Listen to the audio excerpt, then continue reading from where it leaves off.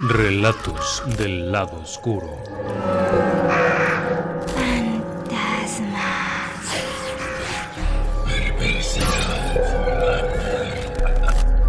Relatos del lado oscuro.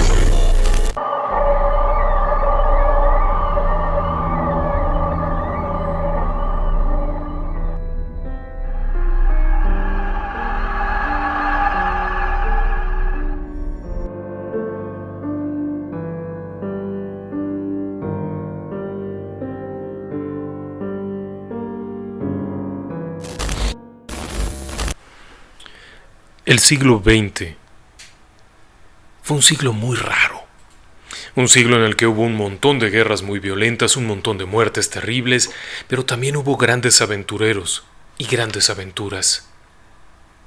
Déjeme que lo lleve atrás en el tiempo. Es 1927 y los grandes retos de la aeronáutica están en pleno apogeo. Aventureros de diferentes partes del mundo se retan para ver quién hace la proeza más asombrosa. Uno de ellos es Charles Lindbergh, un norteamericano joven, hijo de un congresista, simpático, agradable, carismático. Charlie, quien ha sido piloto desde su infancia, siempre deseó esto, se ha propuesto volar en solitario desde Estados Unidos hasta Francia. Otros aventureros ya han hecho el vuelo, pero lo han hecho en globos, dirigibles o simplemente no lo han terminado. Algunos de los aventureros querían llegar de Europa a América y terminaron muertos en el océano, estrellados en alguna parte o simplemente se perdieron. La aventura de Charles Lindbergh es por demás arriesgada. Planea hacer el viaje en solitario, en un avión pequeño, al que ha llamado el Espíritu de San Luis. Es un aparato muy pequeño, un solo motor, un solo asiento. No hay mucho espacio para nada más. El vuelo, como tal, puede tomar más de 30 horas, durante las cuales no puede distraerse ni un momento. No va a detenerse en ningún punto. Es despegar desde Long Island, en Estados Unidos, y llegar a Le Bourget, en París, Francia. No puede tocar ningún otro punto, así es que durante todo ese tiempo no va a poder dormir, no va a poder ir al baño, no va a hablar con nadie. El aparato no tiene sistema de radio, todavía no se usa. No lleva un copiloto, no lleva a alguien que le vaya haciendo señas, despiértate. Nada. El vuelo comienza el 20 de mayo de 1927. Pero además, con todo el ajetreo, los preparativos, las últimas entrevistas, Lindy, como le conocen cariñosamente, no ha dormido nada en las últimas 20 y tantas horas. Es decir que este sujeto está sensiblemente cansado cuando se monta en el pequeño aparato. La cabina del Espíritu de San Luis, además, tampoco es muy agradable. Si ahora mismo puede usted ver su pantalla, verá una fotografía del interior de la cabina. Es una cosa muy incómoda. El Espíritu de San Luis tiene 2 ventanas laterales, pero no tiene ninguna ventana al frente. Es decir que usted no va viendo el frente del avión, solamente por los lados. Hay un pequeño cubo que es un periscopio que permite ver hacia adelante con cierta dificultad. En solitario, esto puede ser muy incómodo. Además, el motor está casi inmediatamente adelante. Como puede ver, el asiento tiene una palanca en medio, y eso es todo. Detrás de Lindbergh hay un espacio vacío, el resto del cuerpo del avión, y nada más. Así es que despega. Comienza el vuelo, y la emoción es enorme. En Estados Unidos lo están esperando, en Francia también lo están esperando. Hay un ajetreo enorme. En medio del océano Atlántico alguien alcanza a ver el pequeño avión desde un barco y envía un telegrama notificando que lo acaban de ver. La emoción es enorme, los periódicos imprimen páginas especiales acerca de este sujeto. 33 horas con 32 minutos después, Charles Lindbergh aterriza en Le Bourget, Francia. Y aterriza bien. Lleva 55 horas sin dormir. Ha volado en solitario por encima del océano Atlántico, sin hablar con nadie, sin dormir un instante. Vaya, es una proeza única en su tipo. Además ha soportado el ruido del motor constante, la soledad. Cuando baja del avión, se ve maltratado, evidentemente, muy cansado, pero al mismo tiempo está muy contento. Ha roto todos los récords, ha hecho una proeza de la que no se tenía noticia previa.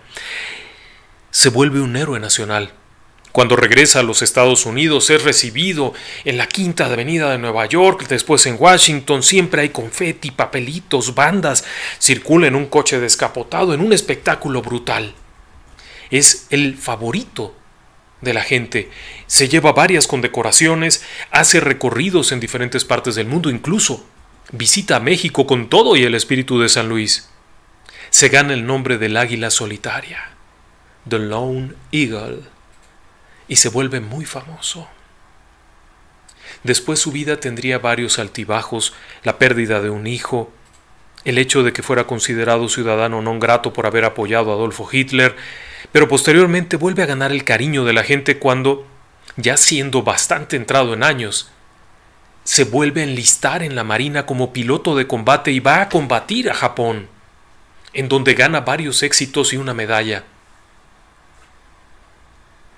Pero esto que le voy a contar no lo platicaría sino hasta 1953, mucho tiempo después de ocurrido, cuando Lindbergh escribe por última vez sus memorias de aquel viaje especial de 1927. Escribiría algo que nunca había contado. Cuando llevaba 22 horas continuas de vuelo, el sueño lo estaba venciendo. Describe que con los dedos se abría los ojos para que no se le cerraran. El cansancio, la monotonía del sonido del motor, el silencio de no poder hablar con nadie más lo está venciendo. Por momentos siente que se le cae la mano de la vara de control. Por momentos pierde la visión, no sabe qué está ocurriendo, como si estuviera tomando pestañazos. Es tal el cansancio que está recargándose suavemente sobre el lado izquierdo de la cabina, a punto de quedar dormido, cuando percibe que justo detrás de él hay alguien. Sabe perfectamente que va en solitario, ese es el reto, pero percibe que hay alguien. Puede distinguir una silueta que se ha venido formando durante unos minutos y que está con él. Lindbergh reacciona un poco, se endereza y trata de girar la cabeza para ver, pero no puede distraerse mucho. Y sabe que está ahí, lo siente, lo está percibiendo, hay alguien atrás, pero cuando gira la cabeza solamente distingue una silueta, no es un cuerpo físico, no es un mecánico que se haya escondido ahí, no hay nadie, solo esta silueta, un tanto blanquecina, como si fuera un fantasma. Lindbergh siente un cierto nerviosismo que describiría posteriormente mientras continúa volando, pero el cansancio es tal que vuelve a perder la noción de aquello y vuelve a caer en esta especie de sopor, como este sueño, cuando aquella voz le habla.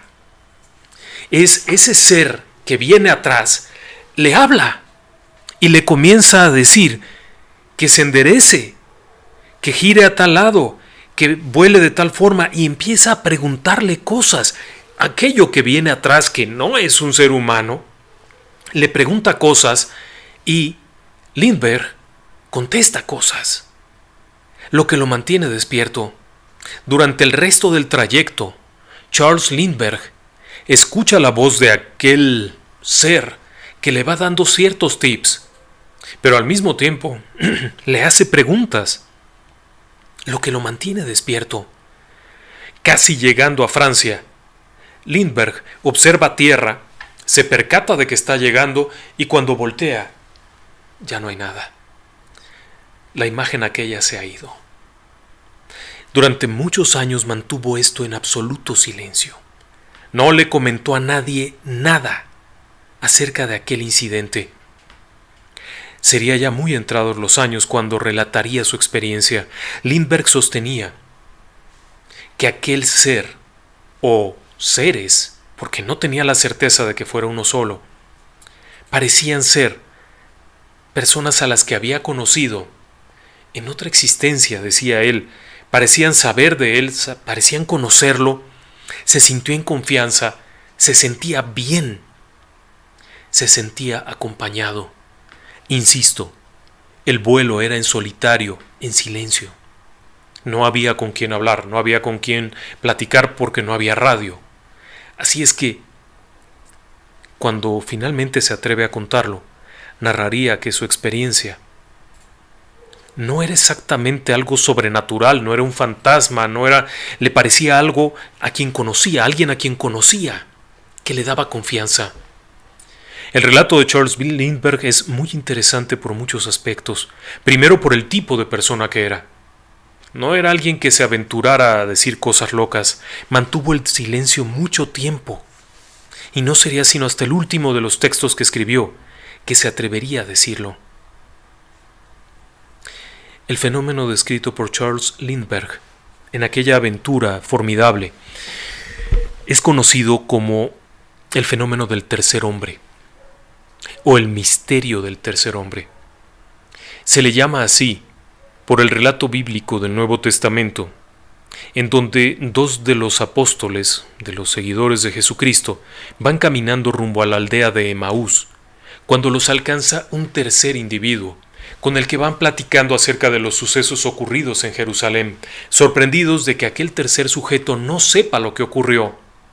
Sin embargo, conforme van caminando, aquel hombre, porque lo ven como un hombre, comienza a platicar con ellos y les explica cosas. Cuando llegan a la aldea, aquellos apóstoles le invitan a que se quede a cenar con ellos y que pernocte en la aldea de Emaús. Él acepta, se sienta, y cuando toma el pan y comienza a bendecirlo y a repartirlo, los apóstoles se dan cuenta de quién es. Y en ese instante desaparece. Ellos dejan todo y salen corriendo rumbo a Jerusalén, en donde informan a los demás lo que acaban de vivir. De ahí que se le llame el tercer hombre, porque van dos apóstoles y aparece el tercer hombre que les acompaña, les reivindica, los estimula a seguir adelante, les quita el miedo. El fenómeno del tercer hombre ha sido descrito por un escritor hace algunos años en un texto formidable, que es el fenómeno del tercer hombre, y describe numerosos casos. Hay muchas explicaciones posibles, por supuesto, pero antes de sacar conclusiones, antes de pensar que ya tiene la respuesta, déjeme que le platique otro par de casos más. Uno de ellos muy interesante es el de Francis Sidney Smythe. Smythe era un alpinista, piloto, soldado, un tipo extraordinariamente fuerte, perteneciente al equipo de alpinismo de un miembro del ejército inglés, de un área del ejército inglés. Smythe, junto con otros exploradores, se había propuesto conquistar la cima del monte Everest, la punta más alta del mundo. Para 1933, los que lo habían intentado no lo habían logrado y muchos de ellos habían muerto en el intento. George Mallory se había perdido en el intento, otros muchos quedarían también en el camino. Francis Sidney Smythe reúne un equipo de especialistas, son todos ellos personas de gran condición física, de gran fuerza, de experiencia en el montañismo, saben su oficio y comienzan el ascenso. Es 1933, pero el monte Everest no perdona. Es una montaña implacable. Arriba de los 8.000 metros, el ser humano no puede respirar bien porque le falta oxígeno. La atmósfera comienza a volverse mucho más ligera y carente de oxígeno, por lo que si no se lleva un repuesto con tanques de oxígeno, bombonas o algo, comienza a sufrir mal de altura. Arriba de los 8.000 metros, las personas comienzan a debilitarse muy rápidamente. hasta el punto en el que mover una mano significa un esfuerzo increíble. No importa lo sanos que hayan sido, lo fuertes que hayan sido, la falta de oxígeno termina con todos. Cuando el equipo de Smithy está alcanzando los 20.000 pies de altura, la mayor parte del equipo se ha ido. Cuando cruzan la barrera de los 22.000, el último miembro del equipo se despide de Smithy. Ya no puede seguir. Su condición se ha desmejorado hasta el punto en el que, si continúa, seguramente morirá. Smithy, el más perseverante y necio de todos, el más fuerte, decide seguir avanzando. Entra en la llamada zona de la muerte, arriba de los 24.000 pies de altura, 8.000 metros. Smithy continúa caminando. El ascenso se vuelve tan difícil. Está a la vista, está a 300 metros del summit. Lo está viendo, pero le cuesta tanto trabajo. Decide detenerse un momento y decide comer algo. En el bolsillo de su abrigo lleva un producto que se llamaba Kendall Mint Cake. Es un pastelillo de menta. Saca aquello, abre el envase, lo parte a la mitad. Comienza a consumir un pedazo mientras extiende la mano para compartirlo con el otro alpinista que viene con él. Sí, el otro alpinista que viene con él. Ya sé que dije que desde los 22.000 pies el último miembro del equipo se había despedido de Smithy y él había continuado en solitario. Sí, efectivamente. Francis Sidney Smithy estaba subiendo la montaña solo, pero durante el trayecto, a partir de los 22.000 pies y hasta llegar a los 26.000, a unos pocos metros de la cima, Smithy estuvo acompañado por alguien que él no podía saber quién era. Durante todo este trayecto, Smithy habló con esa persona a la que no veía, porque no volteaba. Pensaba que estaba acompañado. Tan fuerte era la sensación que cuando se detuvo a comer un pastelillo pensó que esa persona necesitaría comer también, y por ello fue que partió el pastelillo y le compartió la mitad. Por supuesto, cuando extendió la mano y le dio el pastelillo se quedó ahí, nadie lo tomó porque no había nadie. En ese momento, Francis Smithy voltea y mira fijamente y se da cuenta que no está acompañado. Así es que come aquello y trata de continuar, pero apenas unos pocos pasos adelante, ya no puede seguir. Está agotado, está en riesgo, y es el momento en el que otra vez aquella persona, aquel ser que no puede ver, lo orienta y lo ayuda a bajar la montaña. Durante el trayecto de regreso hasta el campamento base, que es el punto seguro, Smithy sintió la presencia de esta persona, por llamarle de alguna forma, que lo vino acompañando. A punto de llegar al campamento base, la persona o la presencia, o como quiere usted llamarle, se desvanece por completo. En ambos casos, podríamos conjeturar que el tercer hombre, tanto en el caso de Lindbergh como de Smithy, derivaba de una extenuación total, un cansancio enorme. Smithy además tenía un problema. Estaba expuesto a un frío extremo, hipoxia por falta de oxígeno, cansancio, todo esto. Lindbergh por falta de sueño. Además de eso, el frío. Cabe señalar que el Espíritu de San Luis no tenía calefacción. Por lo tanto, se podría pensar que ambos estaban en una condición de agotamiento que les habría inducido alucinaciones. Algún tipo de reacción química en el cerebro que les producía alucinaciones. Es posible. Pero, nuevamente, no saque usted conjeturas. Hay dos puntos aquí que no encajan muy bien. Por una parte, Charles Lindbergh nunca cruzó la barrera de los 3.000 metros de altura, por lo tanto no sufría de hipoxia, solamente de privación del sueño. Pero Lindbergh describiría haber escuchado una serie de consejos que lo ayudaron a llegar correctamente a Francia. Smithy comentaría, también muchos años después, porque de hecho no quiso decirlo de inmediato, comentaría que los consejos recibidos durante aquel viaje, es decir, durante el ascenso, por esta voz, fueron lo que le permitió salir con vida de la aventura. Cuando en el agotamiento, a unos metros de la cima, aquella voz le dice que hay que volver, Smith obedece. Así es que todavía no saquemos conjeturas tan fácilmente. Todavía nos faltan varias historias por contar. Y en ese sentido, nuevamente, déjeme que lo lleve atrás en el tiempo. Es 1914. Estamos en el estrecho de los Dardanelos, entre Turquía y Europa. Es la Primera Guerra Mundial. Un submarino australiano, el EA-2, está navegando dentro del estrecho de los Dardanelos, en dirección hacia el Mar Negro. El objetivo, cruzar en medio de los campos de minas y poder llegar y torpedear algunos barcos por ahí, y luego regresar y escapar. El capitán es el teniente comandante Henry Hugh Gordon Stoker. Por cierto, sobrino de Bram Stoker. Stoker es un capitán intrépido, audaz, aventurero, osado. En un pequeño submarino primitivo que parecía una lata de sardinas, logra cruzar, se mete.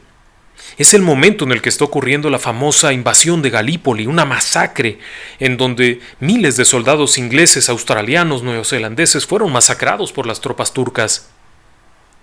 Este capitán logra hundir por ahí algún barco y hacer alguna maldad antes de que su submarino sea golpeado, cañoneado y termine abandonándolo. El capitán Stoker logra salir con vida junto con toda su tripulación, pero es tomado prisionero y enviado a un campo de prisioneros en Turquía. Después de esto sería cambiado a otro campo de prisioneros y posteriormente a otro más. Permanecería casi 4 años preso. Durante esos 4 años, Stoker, además de cantar y actuar para las tropas, porque era un gran actor además de ser un gran marino, se las ingenió para escaparse 3 veces. La primera vez lo atraparon muy rápido, la segunda también, la tercera no. La tercera vez que escapó, logró caminar 350 kilómetros hacia la costa, sin tener ningún plano, sin tener ninguna brújula, sin saber dónde estaban exactamente, guiados por un tercer hombre. En este caso, un cuarto hombre. El teniente Stoker logró escapar, acompañado de otros 2 prisioneros ingleses. Durante la noche caminaban, durante el día se refugiaban por el calor extremo que había. Por la noche el frío también era muy fuerte. Su alimento consistía en unas pocas pasas y polvo de cocoa. Así es que no era un gran alimento. Tomaría varios días aquel recorrido tremendo. Durante ese tiempo, prácticamente cada noche cuando empezaban a caminar, los 3 prisioneros, los 3 fugitivos, sentían cómo llegaba un cuarto personaje que los acompañaba. El teniente Stoker relataría que este cuarto personaje siempre se formaba en el cuarto puesto, ordenadamente caminando en fila, siempre ocupando su posición, a menos que algo ocurriera. Si algo ocurría y veían que se desplazaba, inmediatamente se ocultaban. El cuarto caminante siempre advertía de algo, siempre respondía por ellos. Cuando el cansancio era extremo, el cuarto avanzaba. Alguna vez llegaron a ofrecerle comida. Estaban convencidos de que había un cuarto. Le ofrecieron algo de comer, pero el cuarto siempre se alejaba. Al momento que ellos se sentaban a descansar, el cuarto se alejaba y se ponía en la sombra. Cuando empezaba nuevamente a caminar, se incorporaba de nuevo a su posición. Cuando de pronto una de esas noches están perdidos y no saben para dónde, de pronto observan cómo el cuarto camina, se adelanta y comienza a guiarlos. Finalmente, cuando llegan a la costa, vuelven a ser capturados. Una patrulla los descubre y, a pesar de las artes artísticas del capitán Stoker, que intenta engañar a la patrulla turca, finalmente lo descubren y se lo llevan preso. Pero sobrevive. Este caso es todavía más raro. Primero, los 3 estaban en buenas condiciones, tenían hambre, pero no estaban a la orilla de la muerte. No estaban en una condición de hipoxia, no estaban sometidos a condiciones extremas de vulnerabilidad. Estaban relativamente en orden, pero además eran 3 personas y un cuarto que nadie supo qué era. 3 personas. Hace muy complicado que la explicación de las alucinaciones embone. Y déjeme que le explique un poco más. Una cosa es que Charles Lindbergh tuviera privación de sueño de 55 horas y alucinara que tenía un pasajero. Que Francis Sidney Smithy alucinara que tenía un compañero de ascenso por la hipoxia y el frío extremo. Pero estos 3 estaban juntos caminando con un cuarto que no sabían qué era. Es muy difícil que 3 personas tengan la misma alucinación. Ya sé que me va a decir que la sugestión colectiva o la histeria colectiva es viable, cómo no, pero no lo explica del todo. No lo explica del todo porque además estos sujetos pudieron llegar al destino que tenían planeado, sin una brújula, sin un plano, sin saber dónde estaban realmente, siendo guiados por alguien a quien en realidad no veían. ¿Qué le parece? Antes de continuar, quiero agradecer a Cisco, a don Julio de la Rosa, a Rústico, a Ivette Rosales, a Car, por sus amables donativos. Los apreciamos muchísimo. Muchísimas gracias, es un apoyo que valoramos mucho y que cae muy bien ciertamente en estos tiempos. Apreciamos su generosidad.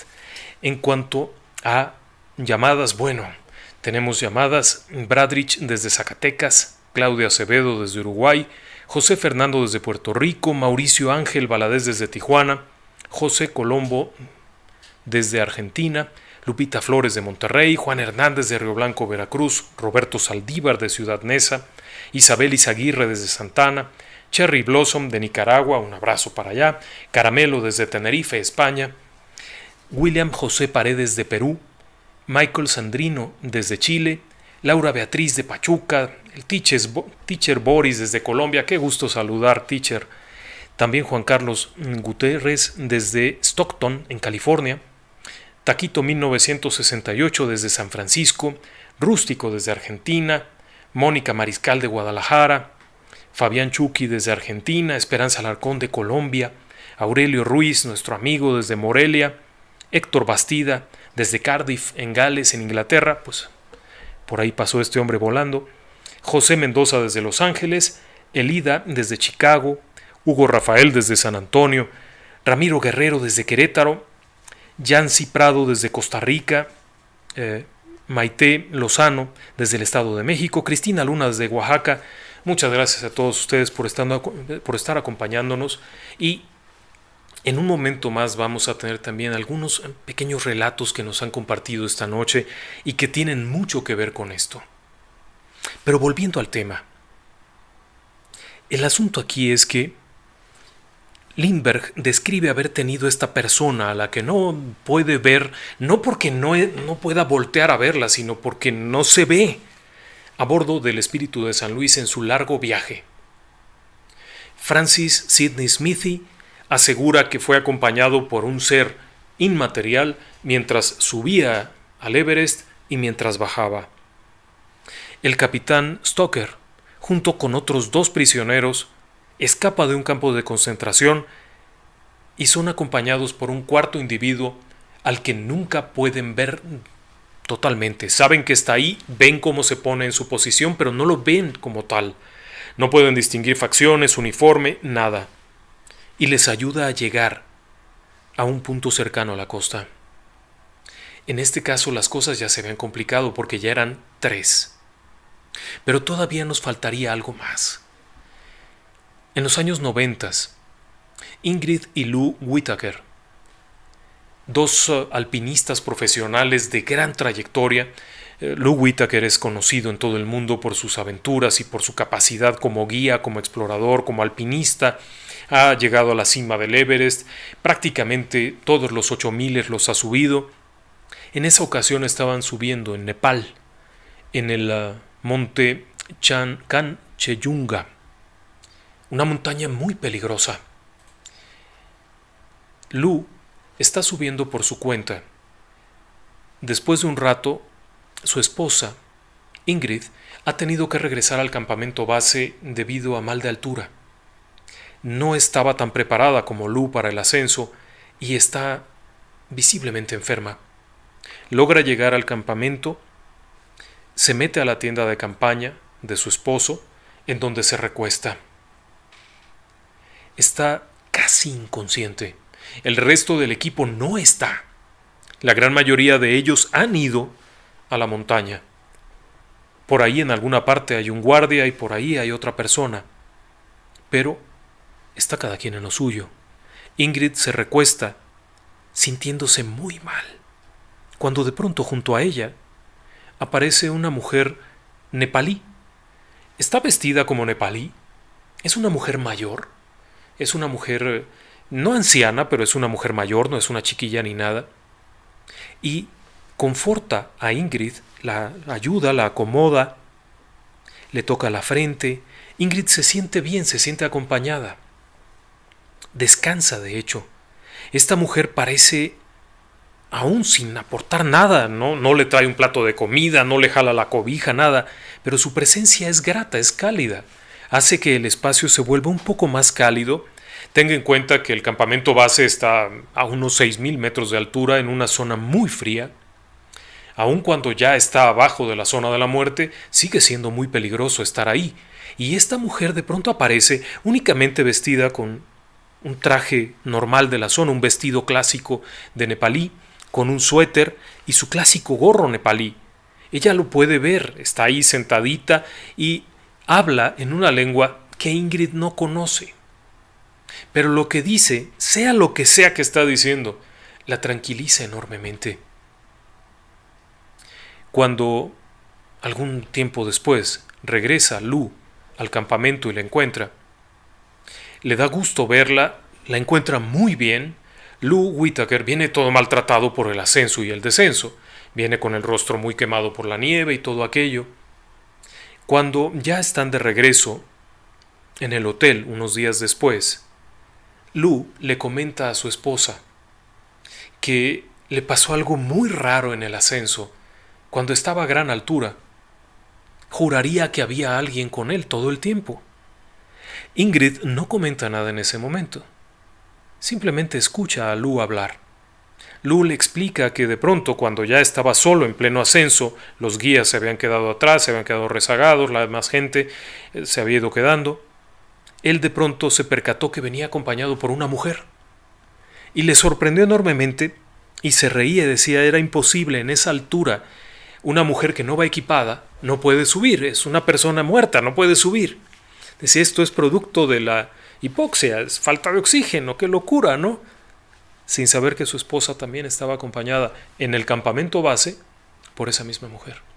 Cuando ambos comparten su experiencia, se quedan muy sorprendidos porque los dos alucinaron lo mismo. Técnicamente, eso es imposible.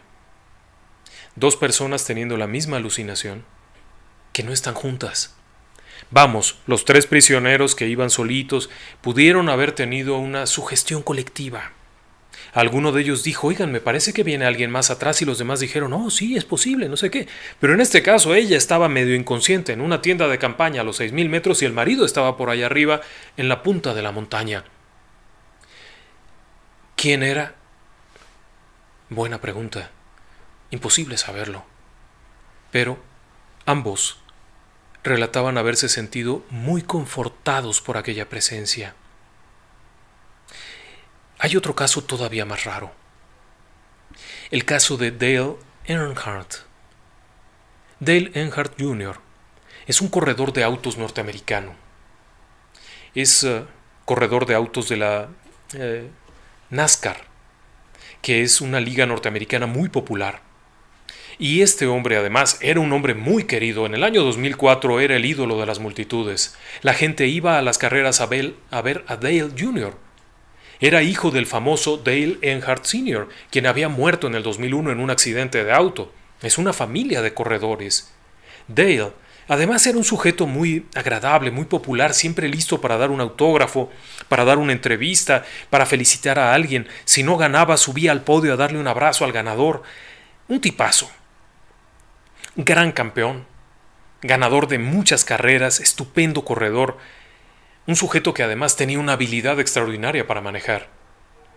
En el año 2004, el 18 de julio del 2004, Dale se encuentra en una de las competencias de la serie NASCAR, en el Sonoma Raceway. Está en la fase de calentamiento, ni siquiera ha comenzado la carrera, están preparándose. Está manejando un Corvette amarillo. Es un auto poderoso preparado para carreras. Tiene jaula de seguridad, tiene todo. Él lleva un equipo especial, con una monja a prueba de fuego, su casco, su traje, guantes, equipo. Es un profesional de las carreras, no es un aprendiz.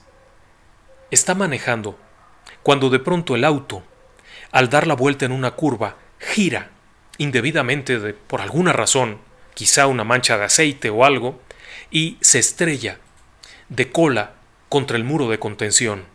En ese instante, en cuestión de 3 segundos, el combustible se riega y es combustible de alto octanaje que estalla en llamas. Dale comienza a arder dentro del coche. En cuestión de segundos, todo su cuerpo está cubierto de flamas de fuego. El auto completo estalla. Cuando se observa la imagen de video, el accidente ocurre y en cuestión de 3 segundos, el fuego está dentro del habitáculo cubriendo a Dale. Se oscurece completamente la mica protectora de su casco y está condenado a muerte. Sin embargo, en la siguiente fotografía, que ahora mismo tienen ustedes en su pantalla, se puede observar cómo Dale está escapando del auto. Instantes después, está en el suelo del auto, en el suelo a un lado del auto, y es rescatado por el equipo de seguridad, quienes lo trasladan a otro sitio. Dale tiene quemaduras severas en una buena parte del cuerpo. Algunas de las quemaduras son de 3er grado, otras son de 2º grado. El equipo de seguridad ha funcionado bien. Cuando baja del automóvil todavía alcanza a caminar un poco hasta que finalmente cae desmayado.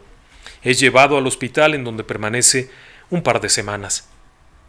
Cuando está en el hospital ya repuesto, reacciona, está consciente, llega una persona del equipo que está acompañándolo y Dale le pregunta básicamente quién fue el valiente que lo sacó del coche. Estaba todo ardiendo, estaba aquello convertido en un infierno. Si ustedes observan las fotografías se puede apreciar cómo el coche ardió por completo. Pero en esta otra fotografía que le vamos a poner ahora se observa cómo el propio Dale está envuelto en llamas dentro del auto, en una imagen por demás aterradora. Eso que se observa ahora mismo es el casco de Dale dentro del coche. La cámara es la cámara interior del automóvil, que había sido instalada para un promocional de la marca. Se puede ver cómo está ardiendo dentro del coche. Así que Dale interpreta que alguien se metió al automóvil y lo sacó del coche.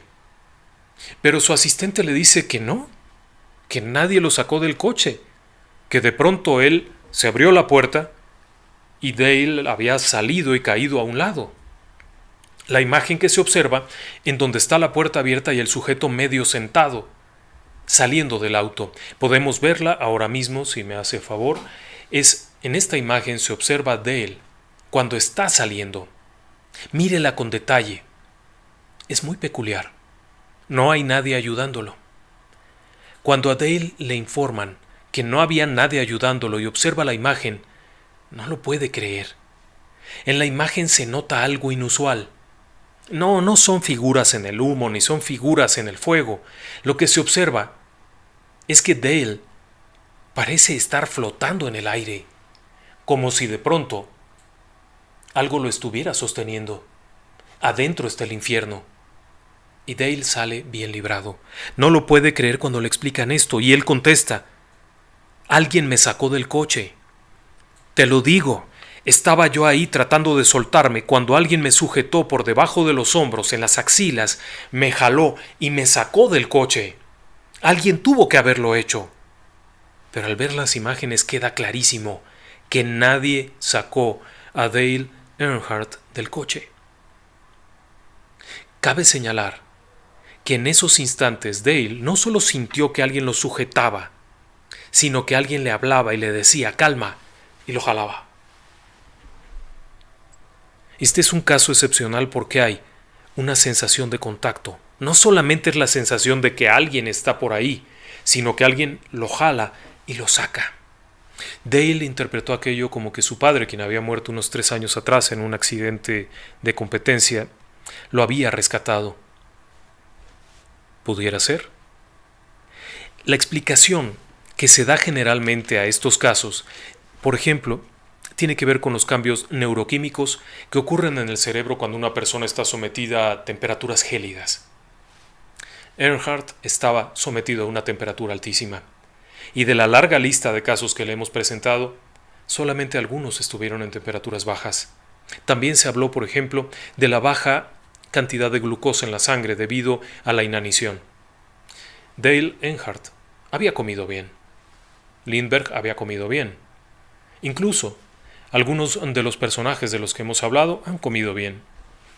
Hipoxia, derivada de la falta de oxígeno por la altura. Varios de los casos ocurrieron a ras del suelo.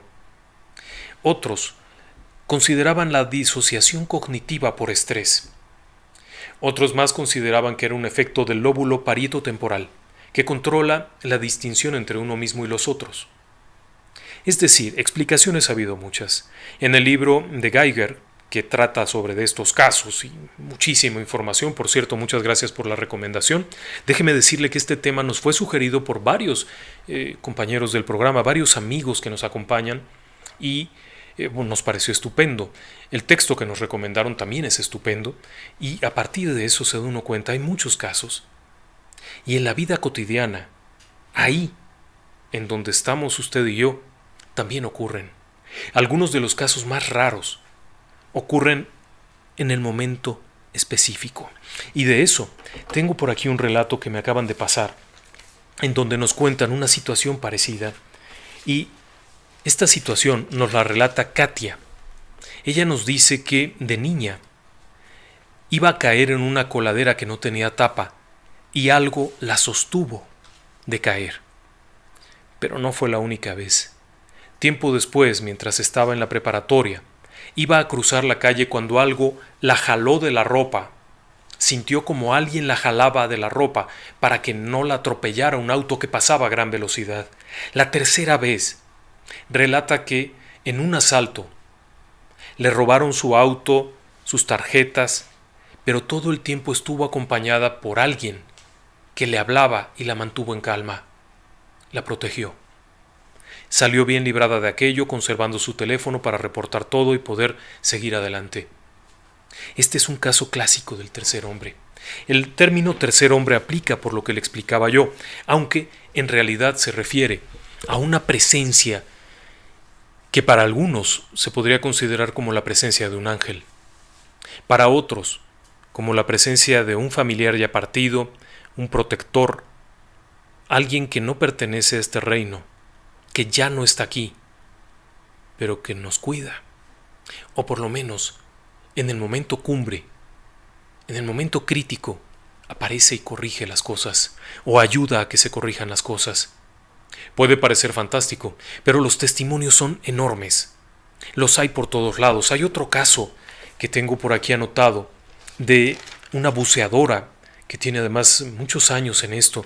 Esta mujer, de acuerdo con lo que relataba en su experiencia, perdió durante un buceo dentro de una gruta profunda, una cueva submarina, pierde la guía, el hilo que van guiando para salir y se pierde. El oxígeno está limitado, está a punto de morir, cuando de pronto una mano, simplemente una mano enguantada, le acerca una guía. Ella la toma y logra salir justo a tiempo, prácticamente sin oxígeno. Segundos más y hubiera perecido en el fondo del mar.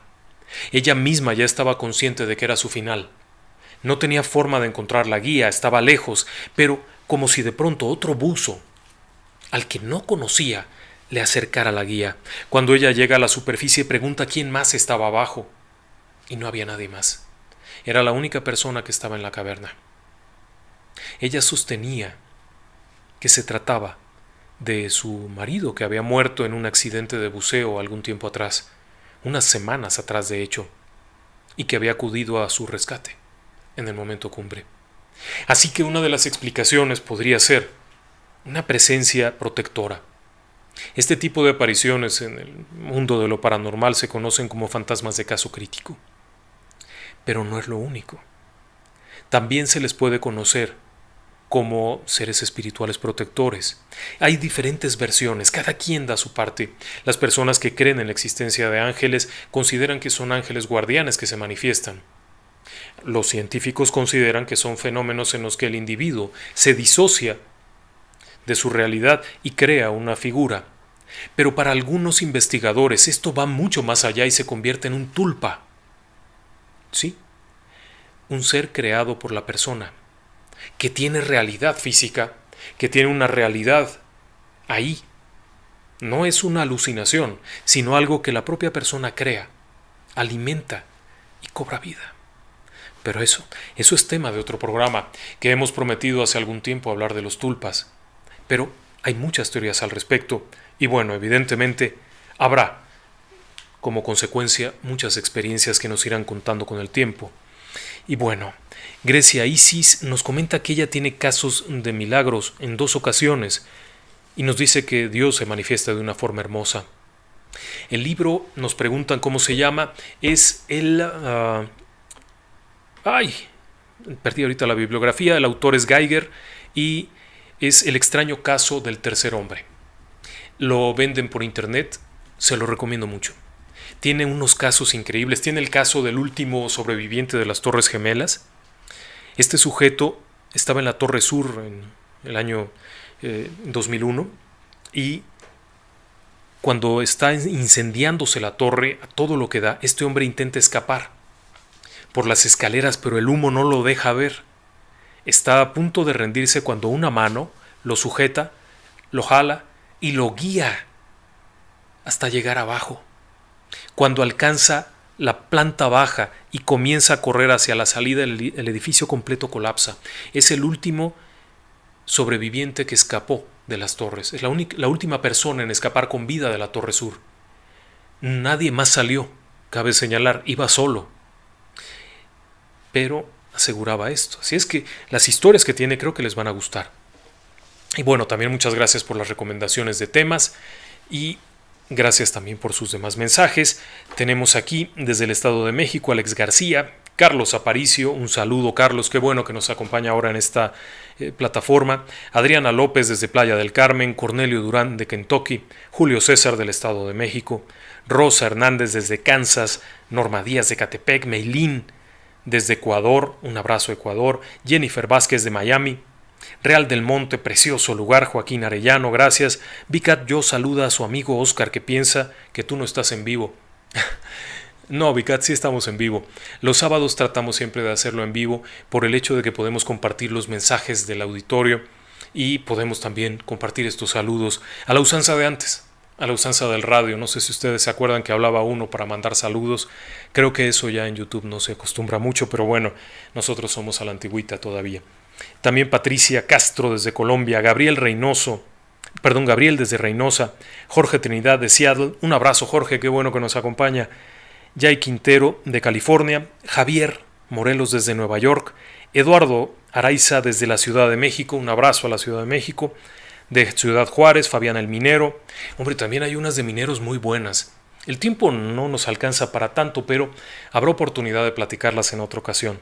Néstor Carballo desde Tierra Blanca, Veracruz, Norma Díaz de Sonora, Titina Montenegro de San Carlos, Nuevo Guaymas, Sonora, Carmen Castro desde Wisconsin, Sonia desde Brasil, Sonia Janet, un abrazo a Brasil, qué bueno que nos acompañan, Grecia Isis de Tlaxcala, Flor de María Zacatecas, Carla Andrea de Guanajuato, Sef Meneses, Sef, un abrazo fuerte por allá, qué gusto que nos acompañe desde Nueva York, Al Guerrero desde Carolina del Sur y un saludo muy cordial a Yuli Velázquez que nos escucha en Honduras de parte de su marido que nos acompaña en muchas de las transmisiones, muchas gracias, un abrazo muy cordial a Honduras, Susana Virginia desde Uruguay y Silvana desde Guanajuato.